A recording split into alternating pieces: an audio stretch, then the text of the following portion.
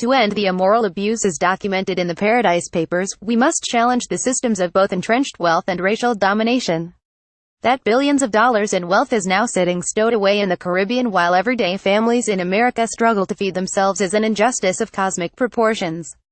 The Paradise Papers, a stash of over 13 million documents from 19 tax haven nations and 2 offshore law firms leaked this month to the German newspaper Süddeutsche Zeitung, present an archive of global avarice. Today, the richest 1% own half of the world's wealth. The Paradise Papers show how this global elite uses offshore tax arrangements, often perfectly legal, to circumvent both the obligations of citizenship as well as the consequences of ownership. The demands which apply to the rest of us, the obligation to pay our taxes, to pay our debts and our civil liabilities, do not apply to them. In many ways, the class war has been won, and the spoils of the victors sit safely sheltered in the Cayman Islands. The documents reveal that thousands of the world's richest individuals and companies engage in regulatory arbitrage to evade tax authorities in their home countries. An estimated $8.7 trillion, 10% of world's GDP, is currently stashed offshore, almost all of it belonging to the richest 0.1% of households. This system of global tax evasion exacerbates inequality and deprives governments of resources that could be used to benefit the public. Up to $699 billion sits in offshore accounts. According to a 2016 study, the United States alone loses $111 billion in taxes each year due to this practice. Yet, at this moment, Republicans in Congress are moving forward with a tax reform bill that would significantly lower the tax burden on the super-rich. And the GOP bill, which would balloon the federal deficit, is almost certainly a prelude to deeper cuts to the social safety net. Rather than punishing the selfish and destructive behavior of the super-rich, Congress is poised to reward it. That billions of dollars in wealth is now sitting stowed away in the Caribbean while everyday families in America struggle to feed themselves is an injustice of cosmic proportions. This fact should blare like a siren every time we see a homeless person, every time we hear the story of an uninsured child, every time we sit down to balance a tight family budget. And it should motivate us to fight the obscene inequality that pervades our society. But, for the most part, it doesn't. A number of Democrats, including Sen. Richard Blumenthal of Connecticut, have seized on the revelation that Trump's Commerce Secretary Wilbur Ross hid financial ties to Vladimir Putin's son-in-law, Kirill Shamalov. Bernie Sanders, true to form, has called for an end to the global oligarchy. Yet the Paradise Papers, like the Panama Papers before them, have generated no great backlash in the United States.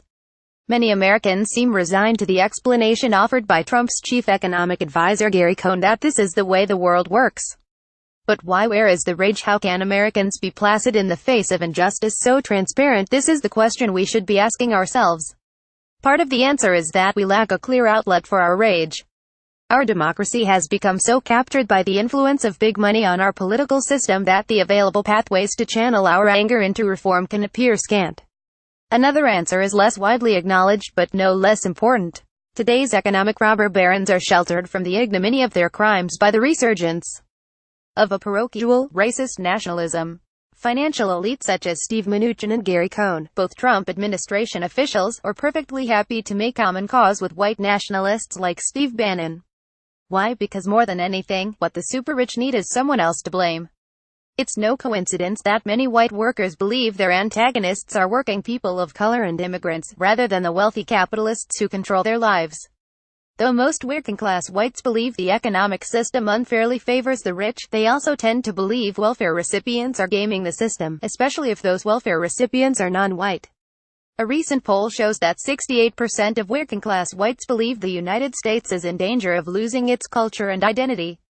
And racial resentment, political scientists Jason McDaniel and Sean McElwee have found, is a strong predictor of opposition to government aid to the poor.